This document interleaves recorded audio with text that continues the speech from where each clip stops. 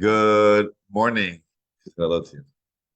Good morning. Good morning. Good morning, Shavuot Tov. Welcome to our Parsha class, Parsha of Chayei Sarah, the life of Sarah. So we are in the Good Chumash. We're going to be on page 132, 133. Exactly. Very good.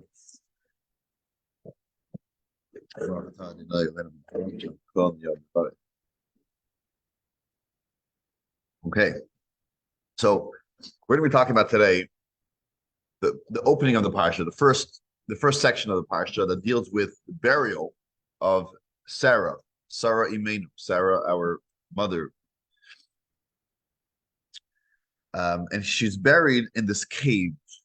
And even though I'm sure many in antiquity were buried in caves, it was common. But the Torah over here specifies, that it was a cave. We actually call it like a double cave. We'll talk about that momentarily. And it was in Hebron, and there's a long discussion, I don't know how many verses, about this purchase, the purchase of the cave. You have 20 verses talking about Sarah's death and how Avraham seeked out this cave, purchased the cave, the dialogue between him and the owners of the property, that he buried her. There's something unique about this cave. It's called the Ma'oras HaMachpeila, the double cave. And we'll talk about that. We'll talk about the history of it. It was the holy city of Hebron. Hebron is one of the 4 holy cities in Israel. So we'll talk a little about the city and a little bit about the cave. But we begin with reading a few verses inside. Okay, so the parsha is basically, you can say there are 3 stories, 3 ideas of the parsha. The opening of the parsha, 20 verses of Sarah's death and her burial. We have the bulk of the parsha deals with the engagement of Yitzchak and Rebecca and Rivka. And I say engagement because the wedding itself, the marriage, is 1 verse. But the engagement, sending we call the Shadchan, sending Eliezer to find the girl and bring her home, that whole story is like 40-something verses. It's like a big chunk of the parsha. And then the end of the parsha, we have how, we go back to Avraham. He passes away. He has some more kids before he passes away. And that, he's buried also in the same cave near his wife, Sarah, in the Ma'oras HaMachpeila. So that is basically the parsha. Okay, but we're going to focus on the opening of the parsha. So if you want to join with me in reading inside, right, beginning chapter 23 of Genesis, of Bereshis, page 132, 133 in the Good Chumash. Vayihiyu Chayei Sarah. And it was the life of Sarah. Mea Shana, Ve'esim Shana, Ve'sheva Shanim, 100 years, 20 years, and 7 years, basically 127 years. Shnei Chayei Sarah, this was the life of Sarah, right? The name of the parsha is Chayei Sarah, the life of Sarah, even though the parsha begins after her life, seemingly, right? After she passes away. Nevertheless, we know that for the righteous and for us all, the life doesn't end. On the contrary, after the person passes away, they lack the limitations of life, so they're able to fully live their ideas, their morals, especially someone who their whole life was only, they live a true idealistic life, an altruistic life. So that continues even after the person passes away. So therefore, the name of the parsha, which deals with the death of Sarah, is really the life of Sarah. So this is where everything that she stood for really continues on and comes to fruition, actually, in this week's parsha. So she is 127 years old. She passes away. Vatama Sarah, Kiryas Arba, he Hebron. So Sarah passes away in the city of Kiryas Arba, the quarters of 4. Kiryas Arba is a name, but it means the area, the quarter of 4, which is Hebron, which is the city of Hebron. Now today, you go to Israel, there's a place called Kiryas Arba, which is a suburb of Hebron. This is just a village that was built after 1967, next, right near, adjacent to Hebron. But initially, the city Hebron itself had 2 names. It had the name of Hebron and it had the name Kiryas Arba. What's Kiryas Arba? Kiryas Arba means that at one point there were these four giants who lived there, and therefore we called it the city of the four. Another explanation given is that there were four pairs, four couples who were buried in Hebron. So we know that this cave was the burial spot already of Adam and Eve. Adam and Eve were buried there. Abraham and Sarah, Yitzchak and Rebecca, and then Yaakov.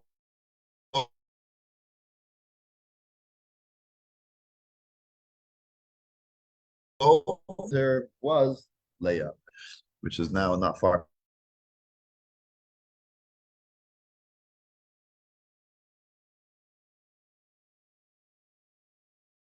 to eulogize Sarah and to weep over her. And then Avraham got up and he spoke to the people of Ches, the Hittites, right? The Hittites. Who are the people of Hittites? They were the children of the descendants of Canaan. Which, if you remember, when Avraham originally came to Israel at the age of 75,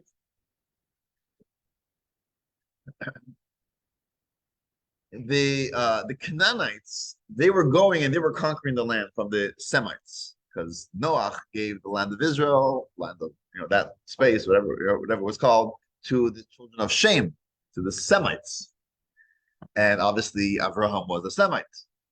But Canaan and his children, Ham and Ches and others, they were conquering it from their cousins, the Semites. So at that point, the Canaanites were the dominant people in Israel. And that's why we called it the land of Canaan, because it was the Canaanites. So Chet was a son of Canaan, and they were living there. And they were living in Hebron. So when Avraham needed a property, a place to bury Sarah, he had to go to the children of Ches. So he speaks to them, and he says,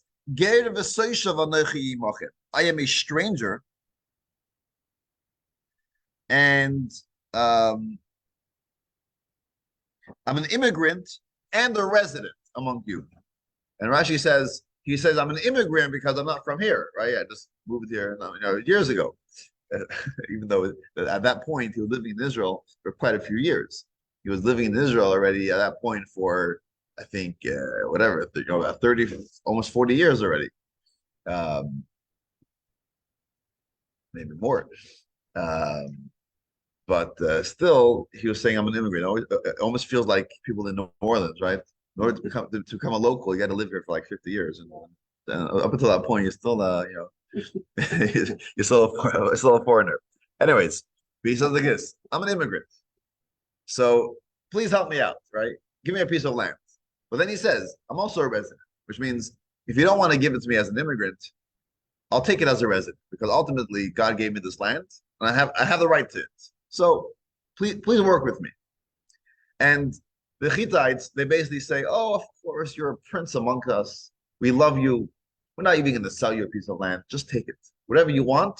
You need a burial plot. Just go. No charge. Free of charge. And what does Avraham say? Avraham says, no. First of all, I don't want to take it for free. And also, I have a specific spot in mind. I have a very specific spot. It's the Ma'aras HaMachpeila. That's what I want. So I'm going to skip to verse 8. Vayidaber itam leiman. He spoke to them saying, he says, Im yeshes nafshechem likbordes mesim milfanai. If you wish me to bury my dead from in front of me, shma'uni, listen to me. Ufiguli be'Ephraim ben Tzocha. And ask, I need to speak to Ephraim, the son of Tzocha. He is the man that I'm looking for. He's the person I need. Why? Because he owns a certain property.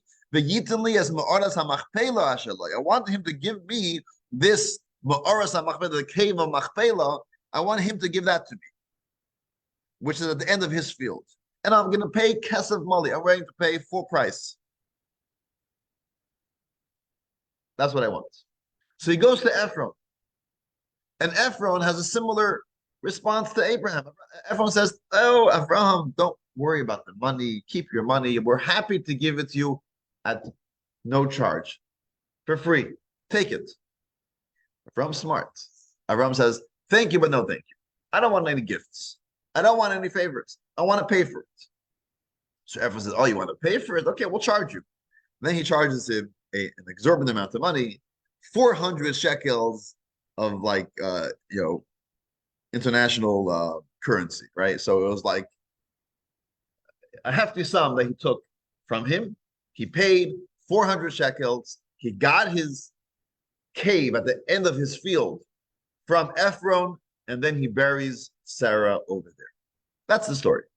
So, parenthetically, now we're dealing with a lot that's going on in Israel, and a lot of people are talking about the occupation, the rights to the land, who is there first, or how to do a two-state solution. Right? A lot of this language you see today in the news is coming up. But interestingly, that for many years until today, a contentious spot in Israel is Hebron, rights to the land, who owns it, right? The city of our matriarchs, the patriarchs is very important to the Jewish people, but you also have Palestinians who claim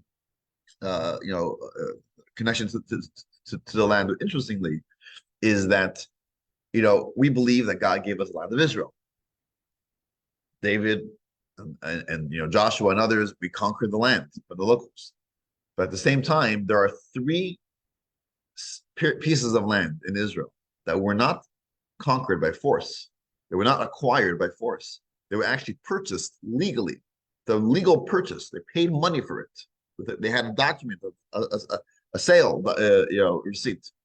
And these are the Machpeila cave in Hebron. As you see, Abraham purchases it. And it's the first purchase that the Jewish people have in Israel. First land acquired in Israel is this piece of land in Hebron.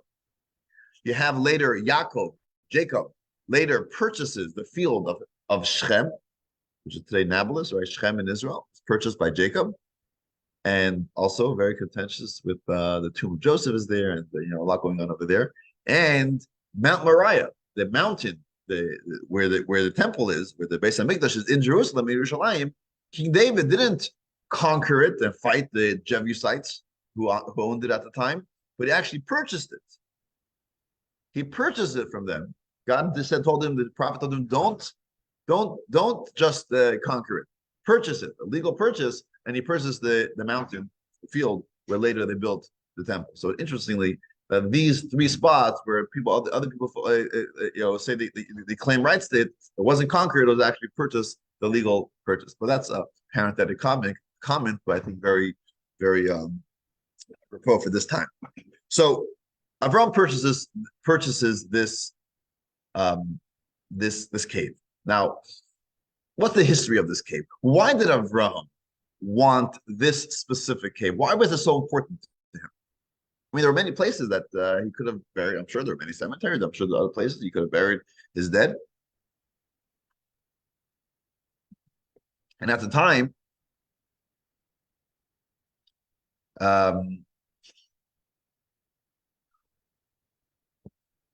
so the story is like this. First of all, we know that Adam and Eve were buried there as well. The story goes that Adam was wandering one day around, I guess, Israel, and he suddenly noticed, this is what the Zohar tells us, he suddenly notices this beam of light that's coming out of a cave.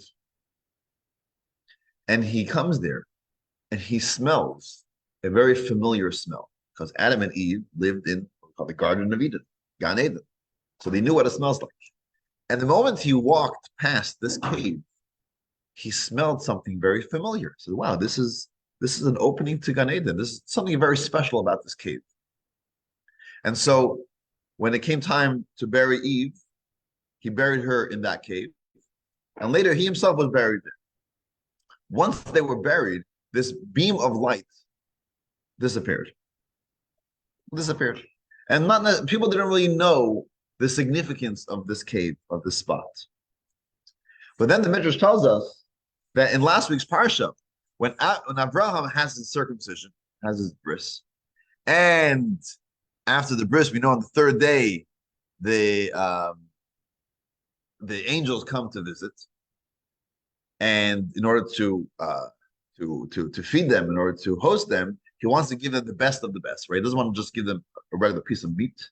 He wants to give each one of them a full tongue, right? The best, soft, the best meat, tongue. So he needs three animals, three calves. He said the tongue of a calf is the best meat.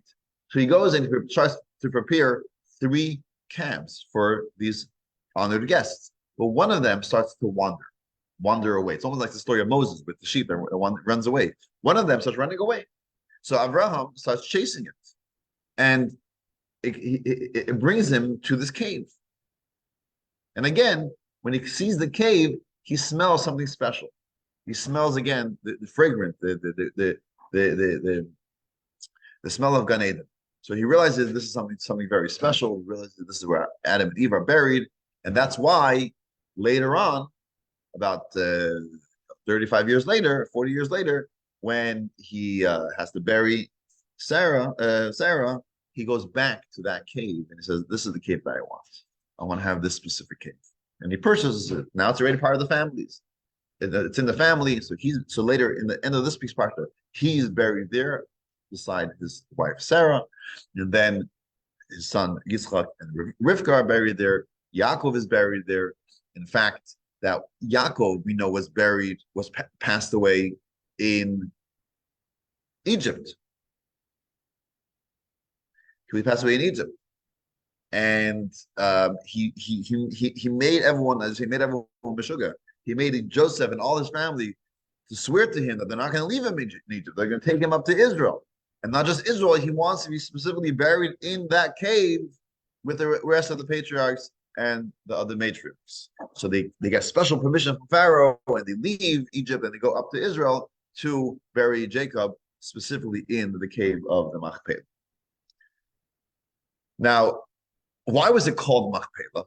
What does Machpelah mean? So Machpelah means double. Kaful means two, double, pair, a couple. So there are various explanations given to why it's called the Machpelah. One of the explanations is that there were just pairs, right? It was husband and wife that were buried there, four pairs, so we call it the double cave. But another explanation given is that the cave was actually double. There was like a cave within a cave, or a cave on top of a cave. It was like a double cave. Now, interestingly, in 1981, they sent someone down to the cave. Now, the cave today is not really something that you could see. And I want to maybe show just a little bit of some pictures of Ma'aras HaMachpelah. Let me see if I can get this on my screen.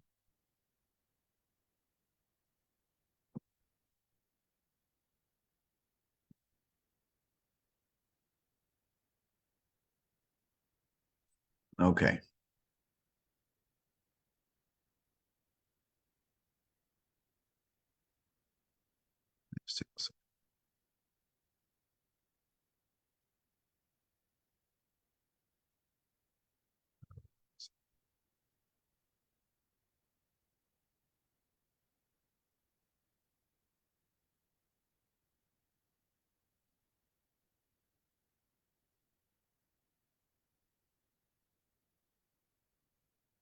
Okay. So I'm going to turn this around.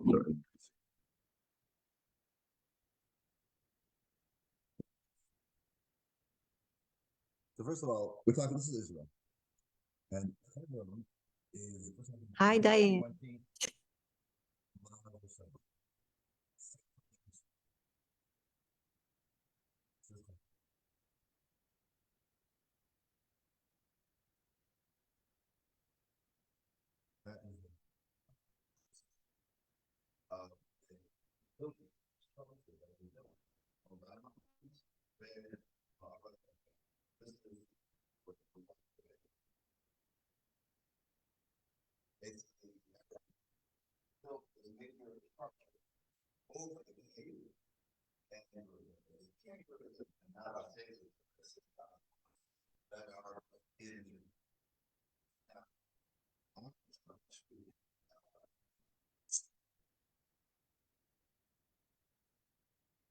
So this is the opening of the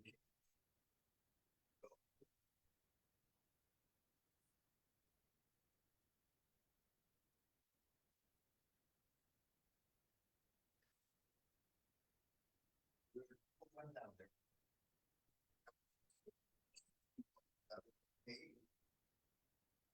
And when the cave, there was another cave. There were actually two caves. One of them is a deeper cave. Perhaps that's why it's called the double cave, because it was actually like a double cave. One cave and another. Somehow getting things down there and some roughly the 8th century BC. Okay? 27,800 years ago, talking about the first temple era, maybe even before the first temple. So people were here. They adapt from that.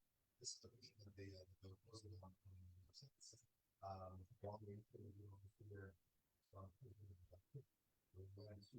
visit the Cave of Machpeila. We had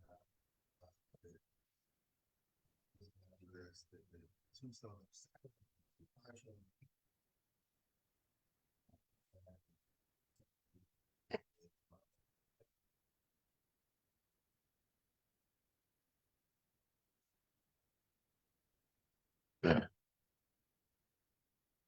We have a group as we had the down to the Torah scroll down the small alleyways of Machpeila.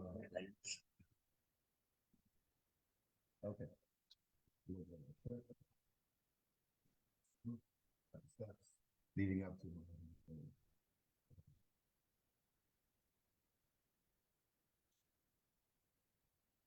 Very true. now. So that's why it's called a double cave. Now, what's the significance of this cave? So, as you mentioned, this is the place where our patriarchs and our matriarchs are buried. Till today, people go there and they pray, and they pray. And there are two main areas that people pray at. There's inside. They go on these large steps. They actually have an elevator that they're working on. I wonder if it's done by now. Where you're able to go up and pray inside the various synagogues next to the various tombs. But there's also another area that people pray that is outside. And I think I pointed it out to my group when we were there, but I want to point it out again on the picture. It's hard to see it on this picture because it's right to my mouse, right over here at this corner, but you can see it over here. See this little stair, this like little like this area over here. It's outside of the building. Right over here, people come and pray as well. People come and pray as well. And I'm gonna talk about momentarily because that really has to do with the history of the place. So as I mentioned, Adam saw the significance of this place. Abraham saw the significance of the place. The first recorded prayer that we know that people went there to pray was a few years later, Calev, who was one of the 12 spies who went to scout out Israel, right? When Moses sent the spies and they came back with a negative report, one of them was Calev.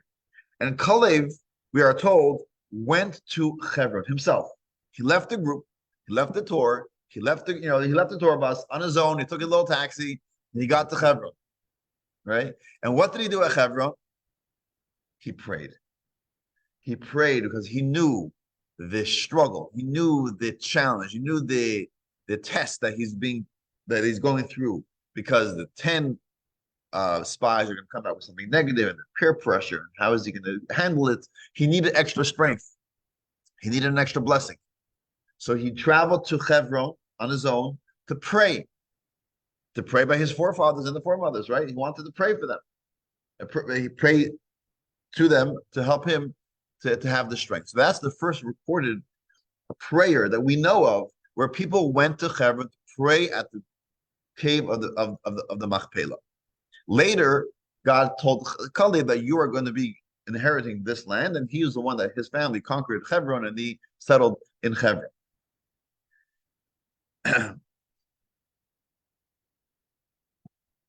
As I mentioned, in 1981, they found vessels from First Temple era. So we know that people were there already, 2,800 years ago or so. Herod, in the first century BCE, he builds this big structure, this big building, and it's very in his style. If you look, you pointed out the way he used the way he used to build and the bricks that he used to use. A magnificent building. In fact, it's the only building, only structure that Herod builds that's still intact till today, fully intact. You know that the Kotel is also Herod's building, Herod's wall, but obviously we know that the whole thing is not intact. This is the only one that's still intact. What happens is, even after the expulsion of the Jewish people, this destruction of the Second Temple, most people leave Israel. There are still Jewish people living in Israel. At one point, Muslims take over, and there's actually a synagogue already. I believe in the 700s, there's a synagogue already built in Herod's structure on top of the Cave of the Machpelah. It doesn't last very long because the Crusaders come, and in the 1100s, they already get rid of the synagogue, and they also get rid of the mosques that were there. That's under the Crusaders. Maimonides, interestingly, he writes a letter because Maimonides visited Israel, and one of the places that he went to was Hebron. He said he went to Jerusalem, and from the day after Jerusalem, he went to Hebron, and in Hebron he went to the Cave of the Patriarchs. He went to the Cave of the Machpelah. And he prayed there, and he writes how significant and how emotional he was, how it's a big celebration, and this is every day. It's actually the 9th of Cheshvan, this is about 2 weeks ago. The 9th of Cheshvan, 1165, Maimonides prayed in Hebron at the Cave of the Machpelah. The Crusaders only lasted about 100 years in Israel. The Muslims take over again the Machpelah, and they in 1267 they banned any Jews from entering into the Cave of the Machpelah. The only place they allow them to pray is outside the structure, outside the building, and even there were steps. There was like little natural stone steps. They said up to the 5th step. You couldn't even go above the 5th step. So the 5th step, that's where Jews were allowed to go. That was the closest they could get, and that's where they prayed. Later, they started. They broadened it. They were very nice to the Jews. They allowed to the 7th step. So when the 5th step went to the 7th step, it was close enough where you were able to put a little note in the wall, and that became almost like a second kotel, second Western Wall, because you weren't able to go in. You're able to go out from the outside to the 7th step, and you're able to pray over there. Some say that maybe it's also actually closer to the cave, the actual cave beneath. That's possible. I'm not sure exactly where the cave is, but either way, it became a tradition where people pray over there. This lasted for exactly 700 years, from 1267 to 1967. That's 700 years? Yeah. For 700 years, Jews were forbidden to enter to the Cave of Machpelah. They're only allowed to go from the outside. We know that there were hundreds of people living in Hebron. In fact, by the time 1929, I think it was, or 1928, there were 1,500 Jewish people living in Hebron. And then we had the massacre, the terrible massacre of 1929, I think, where Arabs came in one, I think, Friday or Friday night. They came with clubs and with axes and whatever they came with, and they killed dozens of Jewish people, and they injured many, many others. And because of that, the British decided we got to evacuate all the Jewish people from Hebron, and Jewish people were not allowed into Hebron since then until 1967. So even after 1948, the Jewish people were not allowed entry into Hebron, just as they were not allowed entry from 1948 into the old city of Jerusalem, into the Western Wall, right? We were not allowed entry there. 1967, one of the big celebrations of 1967, besides that, now we have, we got rid of our enemies, but we're able to have access to the Western Wall and access to Hebron and this Cave of the Machpelah. In fact, the Hebrons, the conqueror of Hebron in 1967 was without even shooting one bullet, because the time he got to Hebron, the people were so scared of the Israelis that they just surrendered as the army came in, they already surrendered. They were able to take over the city and gain access to Hebron. And then, of course, we didn't, there was negotiations, and it ended up in 1995. We kind of gave it back to them. Just have a small area where Jewish people have lived till today. Just a few blocks, not even. I mean, there's maybe 100 families who live there, and unfortunately, a lot of contentions over there, and whatever. It's not the way it should be. But we do have access to the Cave of the Machpelah. We don't have full access because the area of Yitzchak and Rebecca was given back to the Muslims. We have access there 10 times a year. One of them being this Shabbos, the Shabbos of Chayei Sarah, where we read about the purchase of the Parsha Machpeila and the burial of Sarah. That Shabbos that we should be this year, every year, like this year as well. Thousands, tens of thousands, I'm not sure how many Jewish people come to Hebron to spend Shabbos over there in the vicinity of the Cave of the Machpelah. That's the time where when they negotiated the deal, they allowed 10 times a year where Jewish people will be allowed to the entire Cave of the Machpelah. But throughout the year, we've been there, right? We were able to pray over there. It's definitely accessible and safe. A lot of security there. You're able to go there and pray. Now, in 1968, Moshe Dayan had this curiosity with the Cave of the Machpelah. He had to figure it out. We know we have this big structure with all these rooms and chambers and synagogues and mosques, a lot going on over there. But where's the cave itself? He was always very curious to know where the cave. So in 1968, not too long after the Six-Day War, he actually got a woman, a young girl by the name of Michal Arbel. She was 13 years old, and spoke to her parents, obviously, because they found an entrance, with what seemed to be the entrance to a cave, but it was a very, very narrow entrance. It was 11 inches. 11 inches. You had to climb down 11, little hole, whatever, 11 inches till you got to this cave. So no adult was able to get down there. So this girl was very, what's called when you're like adventurous, and she was, she wasn't afraid, and she was very smart, and whatever. So basically, she was the right fit. So they sent. So in the middle of the night, actually, they sent her down. They had her tied to ropes, and they had flashlights, and she had pens and pads and cameras, whatever, everything she needed. And she went down there. And she actually went there back a few times, because she went and she went back up, and she told them a few things. She went back down. She went in and out a few times, and basically she came down there. She actually said she landed on a lot of bills and coins of money. Like, it was like interesting how, I guess, people maybe threw down coins there over the years. But basically, she found, she describes in great detail what she found, but she didn't actually find the cave. She found stairs, but basically she got to a point where she found stairs, I think 16 stairs or 7 or 15 stairs leading up or leading down to something. But then there was like this big stone in front of it, so she couldn't get past it.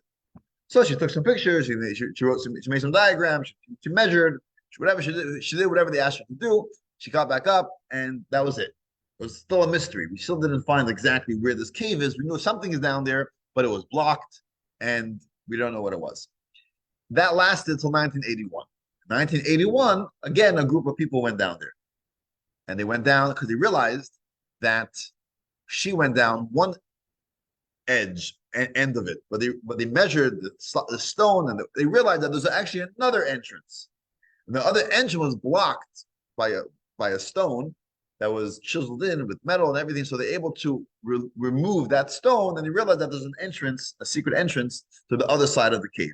So a few adults, they also went down with cameras and flashlights and all that. And that's the picture I showed you previously.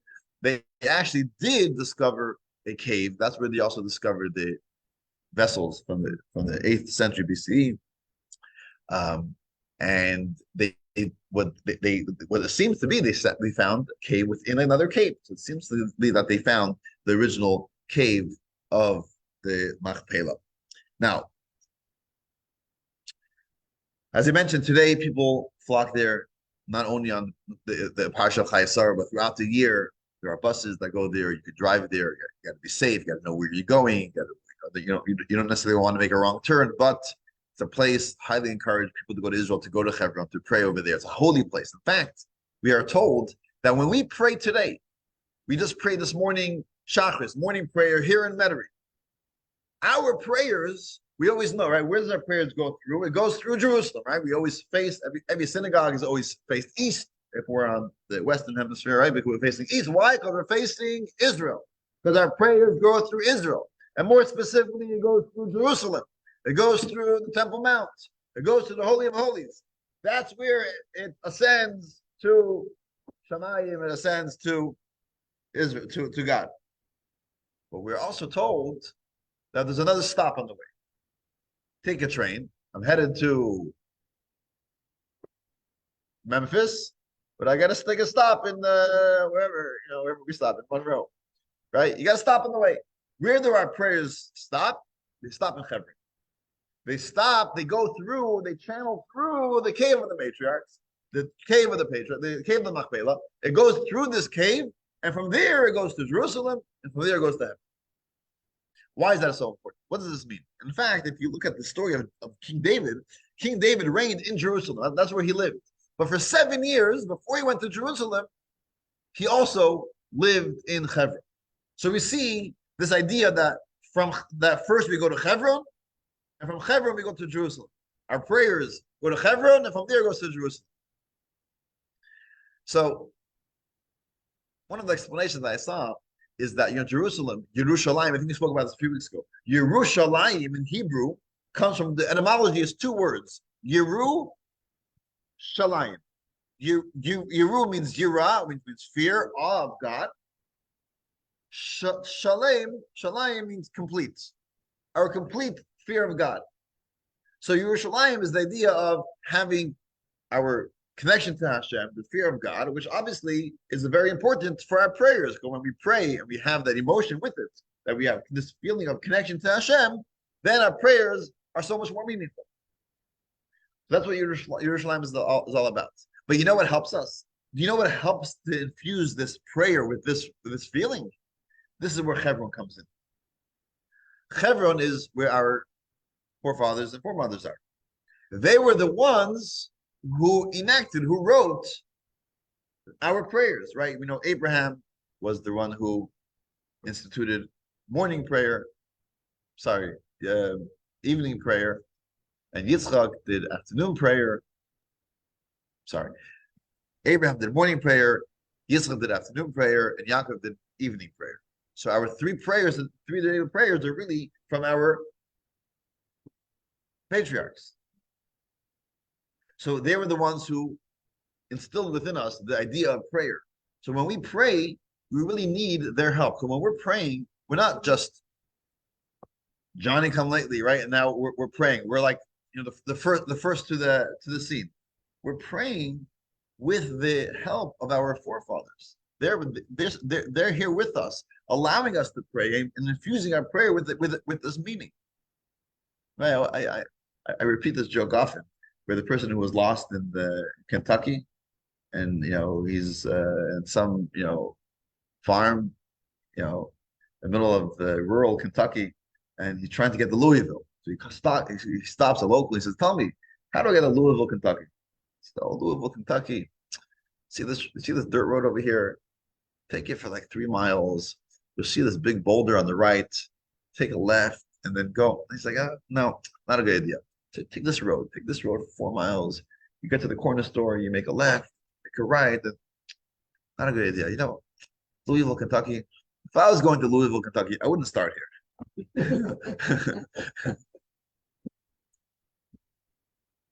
So you got to know where you come from. Where are you starting? So when we start our prayers, it doesn't start with us.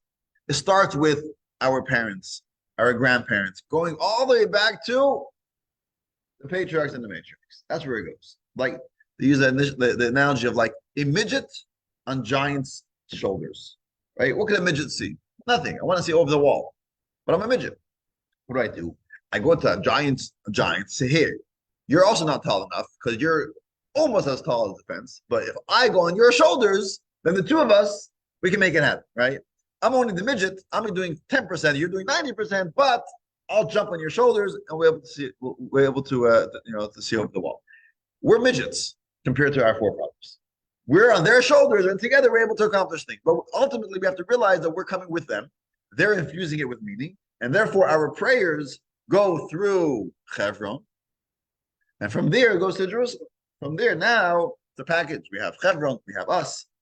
Now we're able to pray properly with meaning, fervor, with the proper kavana, and then it goes to Jerusalem. We have the proper Yirah Shalim, and it goes to God Himself.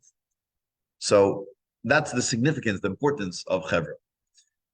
Just to conclude with a story with a man by the name of George Rohr. He's a great philanthropist. For those of us who have studied JLI, we know that they give a significant donation to that. Many of Chabad on campus around the world get significant funding from the Rohr Foundation and many other non-Chabad. I mean, in education, a lot of Jewish education around the world. I mean, the major philanthropists in the Jewish world. So his father was Sammy Rohr, but now Sammy passed away. So George Rohr, and he was a young adult in I think in the late 80s, early 90s, and he arranged a minyan, what he called a beginner's minyan, a high holiday service in Manhattan for what he called beginners. What does a beginner mean? Someone who's not familiar with all the ins and outs of traditional prayer. Maybe they're not ready to sit through a long Rosh Hashanah or a long Yom Kippur service. They want to come maybe for a half hour, an hour to kind of get just a little taste of prayer, a beginner's minyan. And he was already affiliated with Chabad. He thought this is something great idea, right? We're always thinking about those who are outside of our closed circle, right? We're thinking about those who are perhaps unaffiliated or, and great. I'm sure the Rebbe will be so excited to hear that I'm starting this beginner's minyan. I already did it once and it was so successful. I'm doing it again. So he came by the Rebbe. This is on video. He came by the Rebbe to report to him. He says, Rabbi, I'm starting in Manhattan a beginner's minyan for Jews who have no background. A minyan for them. And we had already 50 people for the first one. We're expecting more for Yom Kippur. And the Rebbe says, like, I didn't hear you. He says a little louder. We're starting a beginner's minyan for Jews who have no background so they can, what? So he repeats it again. The Rebbe says, no background? Jews without a background? We all have a background. We're all the children of Abraham, Isaac, and Jacob, Sarah, Rebecca, Rachel, and Leah. Well, who has no background? We all have a background. Okay, so maybe they're not so familiar with the shul, but no background.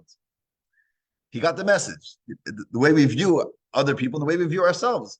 We're not people with no background. We have a background. Perhaps we're only a midget, but we're on giants' shoulders.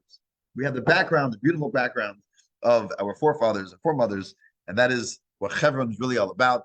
We go to Israel, and even we don't have to go to Israel because our prayers go to Israel. So when we're praying, we go through Hebron, through the cave of the Machpeila to Jerusalem. So that is a little bit about the significance of Hebron, the significance of Cave of the Machpeila as we find it in this week's Parsha. Thank you all for joining us. And I'm going to